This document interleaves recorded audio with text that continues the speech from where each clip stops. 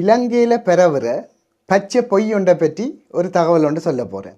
வடிவாக கேளுங்கோ. தமிழாக்கள் என்னென்ன எல்லாத்தையும் நம்பிடுவினமுடன் என்ற ஒரு பரபரப்பான கதை. இதை நம்ப வேண்டாம், நிறைய வைரல் ஆகி கொண்டிருக்கிற ஒரு கதை உண்டு. தமிழ் எந்திரன் சொந்தங்களுக்கு வணக்கம். இன்றைக்கு ஒரு அற்புதமான காணொலியில் நான் உங்களை சந்திக்கிறேன். இந்த ஃபேஸ்புக் நிறுவனம், சமூக ஊடகங்கள் எங்களுடைய தகவல்களை பயன்படுத்த போகிறார்கள். எனவே நாங்கள் மீட்டா நிறுவனம் அல்லது இப்படியான சமூக வலைத்தள நிறுவனங்களுக்கு இந்த டேட்டிலிருந்து நான் என்னுடைய தகவல்களை பயன்படுத்துவதை நான் மறக்கிறேன் அல்லது நிராகரிக்கிறேன் என்று ஒரு பதிவு ஒன்றை போட சொல்லி பெரிய வைரலாகி கொண்டிருக்குது. எல்லா இடமும் இது பார்த்தா இது சம்பந்தமான பதிவுகள் தான். உங்களுக்கு தெரியுமோ தெரியாது, இதெல்லாம் நீங்கள் நம்பிக்கொண்டா தெரியுறீங்க. இந்த காலத்தில் எப்போ இமெயில் வந்துச்சுதோ, இமெயில் என்ற ஒரு விஷயம் வந்துச்சுதோ, அந்த காலத்திலேருந்து நாங்கள் மறைமுகமாக கண்காணிக்கப்பட்டு கொண்டு தான் இருக்கிறோம். நீங்கள் ஃபோனில் எடுத்து எந்த ஃபேஸ்புக் ஆப்போ எந்த ஆப்போ நீங்கள் டவுன்லோட் பண்ணி அதை இன்ஸ்டால் பண்ணிக்க உங்களை ஒரு விஷயம் கேட்குறது. ஆனால் நீங்கள் அவசரத்தில் எல்லாத்துக்கும் ஓகே கொடுக்குறீங்க. என்னது, உங்களோட கேலரியை பயன்படுத்தட்டாண்டு கேட்கும், ஓம் பயன்படுத்து அக்செப்ட். உங்களுடைய மைக்ரோஃபோனை பயன்படுத்தட்டாண்டு கேட்கும், ஓ பயன்படுத்து. உங்களோட கண்டாக்ட்ஸை பயன்படுத்தட்டாண்டு கேட்கும், அதில் இருக்கிற ஃபோன் எல்லாத்தையும் நம்பர்ஸ் எல்லாத்தையும் பயன்படுத்துட்டா, ஓ பயன்படுத்து. உங்களுடைய தனிப்பட்ட தகவல்களை பயன்படுத்திட்டான்னு கேட்கும். எல்லாம் முடிய கடைசியாக அவனுடைய அக்ரிமெண்ட் பாலிசி என்னொன்று ஒரு நீட்டாக வரும். அந்த ஃபோன் டிஸ்பிளேக்கு குட்டி குட்டி எழுத்தாக இருக்கிறதெல்லாம் பாய்ச்சி போட்டால் நீங்கள் கொடுக்குறீங்க. இது அந்த பேங்கில் ஒரு லோனுக்கு அல்லது ஒரு கிரெடிட் கார்டுக்கும் என்னதுக்கும் சைன் வைக்க தந்த மாதிரி ஒரு பெரிய அக்ரிமெண்ட் பாலிசி ஒன்று இருக்கும். அதெல்லாம் வாசிக்கிறாங்களா? இல்லை, அந்த ஸ்டாப் கார்டு கீழே ஒரு சைன் ஒன்று மட்டும் பண்ணி விடுங்கோண்டு அதே மாதிரி உங்களுடைய ஆப் எல்லாம் இன்ஸ்டால் பண்ணி கொடுத்து விட வேண்டியதான். அந்த காலத்திலேருந்தே நீங்கள் கண்காணிக்கப்பட்டு கொண்டு தானே ஐயா இருக்கிறீங்க. எனக்கு இந்த சந்தேகம் எப்போ முதல் வந்தேன்டா, கொரோனா காலத்தில் நாங்கள் நானும் பைஃபும் மணி பிளான்ட்டை பற்றி கழிச்சு கொண்டு இருந்தாங்க. அப்போ தான் எனக்கு ஃபஸ்ட் டைம் கிளிக் ஆகினேன்.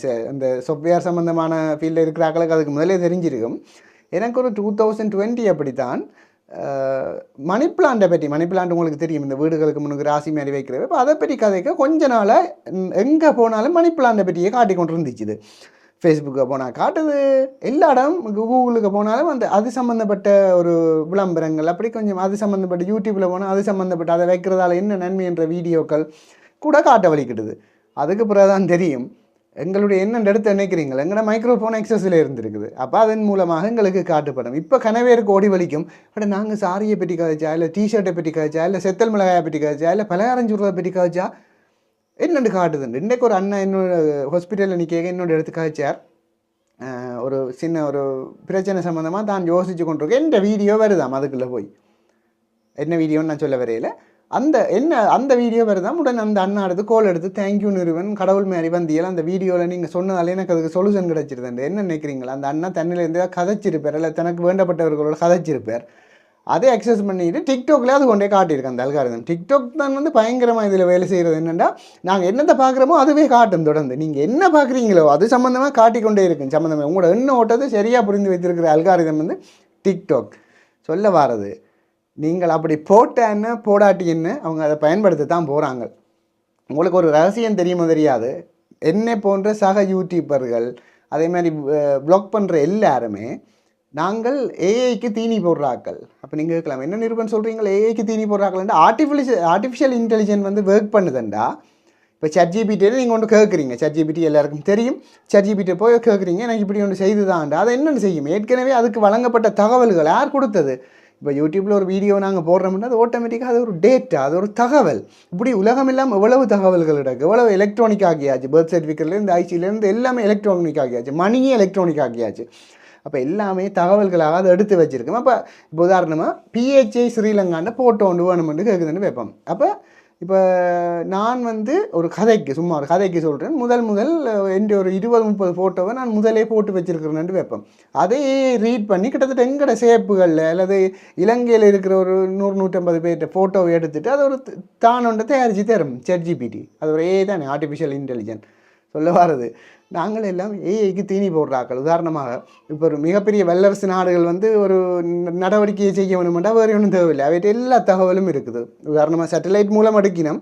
அதை விட இப்போ உதாரணமாக எழுத வாழை பற்றி ஒரு தகவல் வேணுமெண்டா நான் தானே சந்தியானு அலட்டி வச்சுக்கணும். என்னது ப்ளாக் பண்ணுறேன்ற பேரில் அங்கே அந்த கோயில் கிடக்கு, இந்த மரம் கிடக்கு, இந்த பாட்டின்ற கதையை கேளுங்கோ, எல்லாம் கேளுங்கோண்டு ஏஐ அப்படியே சொல்லித்தரும். இப்போ கிட்டடியில் அரசியல்வாதிகளுக்கு எதிராக எல்லாம் ஏஐ வீடியோக்கள் உருவாக்கினோமல்லோ, அது பாருங்க, அப்படி இலங்கை தமிழில் அப்படியே உண்மை மாதிரி காட்டித்தரும்.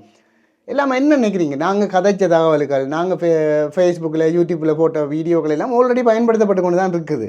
இவன்ட கதையை பார்த்தா என்னென்னா இது இப்போ தான் பயன்படுத்தப்பட போகுது, காலமும் எல்லாம் சேஃப் பண்ணுற மாதிரி உங்களோட சகல தகவலும் பயன்படுத்தப்பட்டிருக்கணும். இப்போ உதாரணமாக நீங்கள் எந்த வீடியோ போடுற நீங்களண்டா பார்க்குற நீங்களண்டா நான் வீடியோ போட்டோன்னு உங்களுக்கு புஷ் பண்ண உடனே கொண்டு வந்து காட்டும் முன்னுக்கு நிறைய விஷயங்கள் மக்களை. இப்போ உதாரணமாக நீங்கள் ஒரு பைத்தமணியாரம் செய்கிறது அப்படின்னு காய்ச்சி கொண்டிருக்கிறீங்களா, அது சம்மந்தமாக வீடியோ கொண்டு வந்து காட்டும். அதுவும் இப்போ ஃபேஸ்புக் வந்து டிக்டாக் அல்காரிதத்தை கொண்டு வந்துட்டு நாங்கள் என்னத்தை பார்க்குறோமோ அதை தொடர்ந்து காட்டிக்கொண்டே இருக்கும். சொல்ல வாரது நாங்கள் போடுற தகவல்கள் எல்லாமே வீட்டு ஆல்ரெடி இருக்குது. உங்களோட பர்த்டேயாக இருக்கலாம், உங்களோட ரகசியமான தகவல், உங்களுக்கு எது பிடிக்கும் எது பிடிக்காது, உங்களோட எதிரியாரண்டே காட்டும். உங்களை யாராவது களவாக வந்து பார்த்தா எல்லாமே அது வந்து ஃபேஸ்புக்கு தெரியும். எங்களை வந்து நாங்கள் ஒரு ரகசிய கண்காணிப்புகளில் தான் ஆல்ரெடியே இருக்கிறோம். இப்போ சிம்பிளாக இன்னொரு கதை சொல்கிறேன். இப்போ கிட்டடியில் ஒரு மிகப்பெரிய வல்லரசு நாடுகளோட சண்டை பிடிச்ச பெரிய தலைவர்கள் வந்து அழிக்கப்பட்டவை தெரியும். பேர் இதில் சொல்லலாதானே எல்லாத்தையும் நேரடியாக. அவை வந்து என்னென்று அழிக்கப்பட்டவேன்னு நினைக்கிறீங்கள்? அவைன்ற தகவல்கள் முழுக்க ஃபோனுக்குள்ளால் வந்திருக்கும். இப்போ ஒரு மிகப்பெரிய ஒரு நாடு, நேரடியாக சொல்கிறேன், இஸ்ரேல் வந்து ஒரு பெரிய தீவிரவாத அமைப்புகள் வந்து கிணக்கு காய்ச்சி கொண்டு இருந்தவை. அவங்க வந்து ஃபோன் ஒன்று கண்டுபிடிச்சிட்டு போக்கி டோக்கி நினைக்கிறேன், ஐ திங்க் அதை கொடுத்ததான். அவைகிட்ட கொடுத்துட்டு ஓகே பண்ண அந்த வெறும் சரி. ஆக மொத்தத்தில் இந்த சமூக ஊடகங்கள் என்று சொல்லப்படுறது எங்களுக்கு நிறைய நட்பு வட்டங்கள், நிறைய தகவல்களை பரிமாறுறதுக்கு இருக்குதுன்றதுக்கு அப்பால் நிறைய தகவல்களை, எங்களுடைய தகவல்களை அவர்கள் அறிந்து வைத்திருக்கிறார்கள். உதாரணமாக சொன்னால் முகப்புத்தகத்தின் கொடியில் இருக்கிற நிறத்தை, கலரில் இருக்கிற நிறத்தை பார்த்தீங்கன்னா நீலமும் வெள்ளையும், அதான் முகப்புத்தகத்தின் ஃபேஸ்புக்குண்ட அந்த லோகோ. இது வந்து ஒரு நாட்டினுடைய கொடி, உங்களுக்கு தெரியும். என்னத்தை சொல்ல வாரணும், எல்லாம் நேரடியாக சொல்ல முடியாது. உலகத்தில் மிகப்பெரிய அறிவு சார்ந்த இனம் அல்லது உலகத்தை எல்லா பக்கமும் தங்களுடைய கொண்ட்ரோலில் வைத்திருக்க வேண்டும் என்றவர்கள் பலவாறாக சிந்திப்பார்கள். இப்போ சேட்டலைட்டாக இருக்கலாம், மிகப்பெரிய சேட்டலைட். அதை விட இப்போ நெட்வொர்க் வந்து ஸ்டார்லிங் வந்து ஃபேமஸ் ஆகி கொண்டு இருக்குது. சில நாடுகளில் அது தடை, ஏன்னா அவங்களுக்கு தெரியும் தகவல்கள் போகும்ண்டு. ஸ்டார்லிங் ஆட் எலான் மஸ்குண்டு, ChatGPT ஆட் எலான் மஸ்குண்டு. அப்போ அவர் எந்த இனத்தை சேர்ந்தவர் கொஞ்சம் தேடி பாருங்க. அப்போ இதெல்லாம் ஆல்ரெடி இருக்குத்தானே. நான் சொல்ல வாரது, நீங்கள் அப்படி ஃபேஸ்புக்கில் போட்ட அப்புறம் உங்களை ஒன்றும் பயன்படுத்தப்படாமல் விட போகிறது இல்லை. உங்களை பற்றின A to Z தேவையிட்ட இருக்குது எல்லார்ட்டையும். இப்போ தனித்தனி ஃபைல்கள் இருக்கும், ஆனால் தேவையில்லை. இப்போ நம்மளை பற்றி யாராச்சும் அவங்களுக்கு என்ன ஒரு பெரிய ஆளுண்டா இருக்கும், ஒரு ஃபைல் இருக்கும், நிச்சயமாக இருக்கும். ஒரு பெரிய பிரசிடெண்ட்டுண்டா அவரை பற்றின ஒரு துல்லியமான ஃபைல் இருக்கும். அவருக்கு என்ன மணக்கும் என்ன மணக்காது, என்ன பிடிக்கும் என்ன பிடிக்காது, யாரோட ரகசியமாக பழகுவார், எல்லாமே இருக்கும். சொல்ல வாரது ஒரு தேவையற்ற பயமும் பதட்டமும் நீங்கள் இந்த சமூக ஊடகங்களுக்கு இல்லை. அதான் நான் சொன்னேனே ஒரு சுருக்கமாக ஒரு கதை. இமெயில் எப்போ வந்து அந்த காலத்தில் இந்த இதெல்லாம் இருக்கையா, எங்களை ரகசியமாக கண்காணிப்பில் நாங்கள் இருப்போம். என்னென்றால் இப்போ வெளிநாடுகளில் ஒரு சிஸ்டம் இருக்குது. ஒரு ஆள் வந்து உதாரணமாக சூசைட் பண்ண போகிறாருன்னு வையுங்க, இப்படி ஒரு சிஸ்டம் இருக்குது. அங்கே உள்ள ஏஐவிஸ் வந்து அவற்றை ஆக்டிவிட்டிகளை பார்த்து, இப்போ ஒரு ஆள் திடீர்னு போய் சூசைட் பண்ணுவார், இல்லை ஒரு விரக்தியான கவிதைகளை போடுவார், யாருக்காவது எடுத்து சொல்லுவார். அப்போ அப்படியான விஷயங்கள், ஒரு விரக்தியாக கதைப்பார், அதுகளெல்லாம் ரகசியமான முறையில் கண்காணிக்கப்பட்டு அவரை போய் அந்த ஸ்பாட்டில் காப்பாற்றுற மாதிரியெல்லாம் இருக்குது. அப்படியான டெக்னாலஜிஸும் இருக்குது சில நாடுகளில். அதாவது அவரை போய் ஒரு கவுன்சிலிங் மாதிரி கொடுத்து அப்படியே இருக்குது. எங்களோட நாடுகளில் நம்ம அப்படி வரையில இந்த சைபர் கிரைம் எல்லாம் நெச்சா படிக்கலாம், ஆனால் எங்களோட நாடுகளில் அந்த வசதிகள் இல்லை. இப்போ நீங்கள் யோசிச்சு பாருங்கள், எனக்கு ஏடிஎம்முக்குள்ள விளையாட்டு கொடுத்தது அது நான் இன்னும் ஆக்கலன்ட்டு தெரிஞ்சு போய் சாட்சியாக சொன்னபடியா இவேதான் ஆக்கலண்டா இது ஓகே, இல்லாட்டி கஷ்டம். இலங்கையில் அப்படி தெரிஞ்சு எடுத்த ஆக்களில் ஒரு 4-5 பேர் வேறு நினைக்கிறோம், அதில் 4 ஆள் மிச்சம் அநேகமான ஆக்களுக்கு இல்லை. என்னண்டா எங்களோட தகவல் எல்லாமே அவங்கள்ட்ட இருக்கு ஐயா, நிறைய இருக்குது. எங்களோட தகவல், எங்களோட பேங்க் அக்கௌண்ட் டீட்டெயில்ஸ் எல்லாம் இருக்குது. ஆனால் எங்களோட கைக்குள்ளால் போகிற மாதிரி ஒரு செட்டப் ஒன்று இருக்கும், ஃபிங்கர் பிரிண்டோ ஃபேஸ் ஐடியோ. அதானே சில பேர் சொல்கிறது எல்லாம் கொடுக்க வேண்டாம்னு சொல்லி. ஏனண்டா இலங்கையில் திரைசேரிக்கே ஆப்பு வச்சுக்காங்கன்னா யோசிச்சு பாருங்க, மிச்சத்தை கணக்கு வேண்டாம். அரசாங்கத்திட்ட பொக்கெட்டுக்கே கையை வச்சுட்டாங்களையா, தகவல்கள் ஆல்ரெடி அவங்கள்ட்ட இருக்குது. இப்போ அதான் அன்றைக்கு மச்சானோட கதை கேட்க சொல்லிச்சு. நானும் என்ன மச்சான் சிவான்னு தெரியும், மாமாண்ட அம்மாண்ட சொந்த தமிழ். அப்போ அவரும் கதை கேட்க அவர் சொன்னார், நீரு பழைய வடியெல்லாம் இந்த எங்கட அம்மாக்கள் வச்சுருந்த மாதிரி சட்டி மானியக்கையும் சல்லி முட்டிக்கையும் தான் காசு போட்டு வைக்கணும் போலடக்கு, ஒன்லைனே சேஃப்டி இல்லாத மாதிரி வந்துட்டு தண்டு.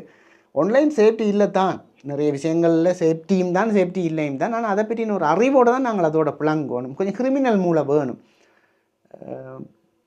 நீங்கள் சமூகத்தை பயன்படுத்த போகிறீங்களோ பயன்படுத்துங்கோ, உங்களோட தகவல் 100% போகும், அதில் எந்த மேட்டரும் இல்லை. நான் ஒரு சிம்பிளாக ஒரு உதாரணம் சொல்கிறேன். யூடியூப் அமெரிக்காவுடைய ஒரு தளம், கூகுள்கிட்ட தளம். நான் அதுக்கு வீடியோ போடக்கு முன்னமே வீடியோ என்னத்தில் எடிட் பண்ணுறேன்னாண்டா ஓப்பனாக சொல்கிறேன், இதெல்லாம் பயங்கரமாக நிறைய பேர் சொல்கிறே இல்லை, ஓப்பனாக நீங்கள் எக்ஸ்பீரியன்ஸ் பண்ண சொல்கிறேன். ஏன்னா இது சொல்லி போட்டு இந்த வீடியோ கூடிய எண்ணத்தில் எடிட் பண்ண போகிறேன், அதே கேப்கட்லாம் எடிட் பண்ண போகிறேன், அதே யூடியூப் தளத்திலாம் போட போகிறேன், ஃபேஸ்புக் தளத்திலாம் போட போகிறேன். ரெண்டும் எல்லாம் யூஎஸ்ன்ற தளம், கேப்கட் வந்து சைனாண்ட. பிரச்சனை என்னென்னா நான் அமெரிக்காவுக்கு போட போகிற வீடியோவை, யூடியூப் தளத்துக்கு போட போகிற வீடியோவை எடிட் பண்ணுற சொப்பேராட்ட சைனாண்ட நான் எடிட் பண்ணி கொண்டு கேட்க நிறைய டேட்டா செலவாகி கொண்டிருக்கும். அதுக்கு அந்த எல்லாத்துக்கும் நான் ஒரு ஃபீச்சர்ஸும் யூஸ் பண்ணுறேன், நிறைய டேட்டா வட்டும் கேப்கட் யூஸ் பண்ணுற ஆக்களுக்கு தெரியும். பார்த்தா என்ன நினைக்கிறீங்க, அவன் ஏதோ ஒரு விதமாக பேக்கப் பண்ணி எங்களோட டேட்டா எடுத்துருவான் பட்டுண்டு. சொப்பேரை சார்ந்த ஆக்களுக்கு தெரியும் இந்த விஷயம். ஸோ இது வந்து நாங்கள் இந்த இலத்திரனியல் ஊடகத்தில் இருக்கத்தான் போகிறோம்டா, இதெல்லாம் தவிர்க்க முடியாத ஒரு விஷயம் ஏற்கனவே இருக்கும், பிறகு ஏதோ இனித்தான் எடுக்க போகிற மாதிரி. ஸோ இந்த தகவலை எல்லாருக்கும் பகிர்ந்து விடுங்க. நிறைய சேனம் வந்து ஒரு பதட்டத்தில் இருக்கும், ஏதோ இனிமேல் உங்களோட ஃபோட்டோ எல்லாம் யூஸ் பண்ண போகிறாங்களா, உங்களோட ஃபோட்டோ வச்சு அவங்களை என்னையா செய்கிறது, என்ன இப்படி இந்த ஏஐ பர்பஸ்களுக்கு யூஸ் பண்ணுவாங்க. ஏஐ ஒரு அம்மம்மா வேணுமெண்டா சிலவளை உங்களோட முகச்சாயலோட ஒரு ஆள் வேணும், இல்லை ஒரு ஸ்ரீலங்கன் யங் பாய் இத்தனை வயசு இன்னென்ன மாதிரி மீசதாடி என்று ஒரு ப்ராம்ப்டை கொடுத்து விட்டோம்டா, அதுவே எங்களோட ஊர்படிகள் மாதிரி யாரோ ஒரு தானே கொண்டு வந்து காட்டும். அதுகளுக்கு அவங்க ஆல்ரெடி எடுத்துட்டாங்க. ஆனால் ஏஐக்கு வந்து அந்த எந்திரன் படத்தில் சொல்கிற மாதிரி அந்த சென்ஸ் உணர்வு தான் ஒன்று இல்லையே தவிர கிட்டத்தட்ட நீங்கள் ஏஐ லவ் பண்ணதும் தெரியாது. ஆனால் அந்த கிட்டத்தில் ஒரு விஷயம் நடந்தது, நிறைய ஏஐக்குள்ள அவங்களுக்குள்ள ஏஐ மேட்டு ஒரு மீட்டிங் மாதிரி ஒன்று கூட விட்டவங்க இல்லைண்டா நிறைய தகவல்கள் வந்து மேட்ச் பண்ணப்பட்டிருக்கும். அப்போ ஏஐ வந்து இன்னும் ஃபாஸ்ட்டாக செய்யும். இப்போ உதாரணமாக நான் ChatGPT யூஸ் பண்ணுறேன், ஆனால் எல்லாத்துக்கும் நான் யூஸ் பண்ணுறேன் இல்லை, ஏனண்டா என்கிட்ட மூலம் வாங்கிப்போம் சில விஷயத்துக்கு யூஸ் பண்ணுறேன். சில தம்பியாக சொல்லுவாங்க நீங்கள் தம்ப்நெயிலுக்கு எல்லாம் ChatGPT யூஸ் பண்ணால் வடிவாக இருக்குமே, என்ன நல்ல கிளியரான தம்ப்நெயில் யூஸ் பண்ணலாம்னு எனக்கும் தெரியும், அடித்தோன்னே வருது. ஆனால் என்ன பிரச்சனைண்டா அதுக்கு என்ன பற்றி வடிவாக தெரிஞ்சு வச்சுருக்குது. நான் பார்த்தேன் அது ChatGPTயில் ஒரு டவுட் கேட்டால் கடைசியாக அது போடுற வசனம் என்ன தெரியுமே, நீங்கள் ஒரு பிஹெச்ஏயாக இருப்பதனாலும் நீங்கள் ஒரு கொம்போசராக இருப்பதனாலும் உங்களுக்கு இந்த தகவல் தந்தால் என்ன வேண்டுதலாக இருக்கும், தொடர விரும்புகிறீரா என்று கேட்கும். அதை என்ன பிடிச்சி. ஸோ எங்களை பற்றி அவங்களுக்கு ஃபுல்லாகவே தெரியுது. இப்போ ஒருக்காக நாங்கள் எங்கள் தகவலை கொடுத்துட்டோம்டா, இமெயிலுக்குள்ள சைன்இன் பண்ணிட்டோம்டா, எந்த முழு தகவலும் A to Z போகும் தானே. அப்போ எல்லாத்துக்கும் தேவை வேண்டியில்லை, அது மூலம் வாங்கிப்போம். இப்போ இனிமேல் காலத்தில் இது இல்லாமல் ஒன்றும் செய்யலை, அது ஒரு அவசரத்துக்கு யூஸ் பண்ணலாம், எல்லாத்துக்கும் நான் யூஸ் பண்ணலாம்னு நான் சொல்ல மாட்டேன். ஏனண்டா முதல்ல அது இலவசங்களாக வரும். இது முந்தி சிகரெட் கொடுத்தோம் விளையாட்டு தான், முந்தி மெலனாலில் வந்து சும்மா சிகரெட் கொடுத்தேன், எல்லாம் குளிர்க்க பனிகளுக்கு ரெண்டு தேயிலை பிடுங்குறியல் பிடிங்கோண்டு.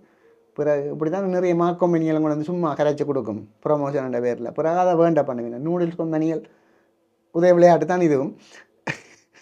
முதல் சும்மா தருவினம், பிறகு $2 மாதம் கட்டுங்க கொண்டு வீனம், பிறகு $5 கட்டுங்க கொண்டு வீனம். என்ன 5 3 மட்டும் கூட்டுருவாக்க அவருக்கு $5 கட்டணும். போடாங்க கொய்யாலான்ட்டு நம்மட வேலையை பார்க்க வேண்டியதுதான். ஆனால் அந்த இப்படி ஒரு விஷயம் இருக்குன்னு தெரியாமல் இருக்கல, அது யாரும் பதட்டப்பட வேண்டாம். அதுதான் இதெல்லாம் நோமல் ஐயா இந்த உலகத்தில், இனிமேல் இது இல்லாமல் வாழவும் இயலாது. ஆனால் இதேதோ சில பேர் கணக்கு நம்புற என்னடா நேரடியாக சுருக்கமாக ஒன்று சொல்கிறேன், வெள்ளக்காரன்டா நல்லவன், அவன் இம்மளகாலமும் எல்லாம் ஒழுங்குமுறையாக தான் செய்திருப்பான்ண்டு. ஏண்டா வாயில் வருது அப்படியா கிடக்குது வாக்க. ஸோ கொஞ்சம் இதை பாவிச்சா எல்லாம் விளங்கும். மீண்டும் இன்னொரு நல்ல காணொலியில் சந்திப்பாக மறக்காமல் இது வரைக்கும் பகிர்ந்து விடுங்க. எல்லாத்தையும் பகிர்ந்து விட்டால் தான் எங்களோட சனம் வெளிப்படையும். இது ஒரு விழிப்புணர்வு காணொலி மட்டும்தான். நிறைய பேர் பார்த்தேன்னு ஏதோ இதை என்ன மீட்டாக உங்களது தகவலை பயன்படுத்தக்கூடாது, இந்த பொலிசியை நாங்கள் ஏற்றுக்கொள்கிறோம், ஏதோ இல்லாட்டி ரத்தங்கக்கி சாவான் என்று வடிவேல் சொன்ன மாதிரி உங்களோட எல்லாம் யாரையா அவன் கணக்கெடுத்து அவன் பயன்படுத்துவான்.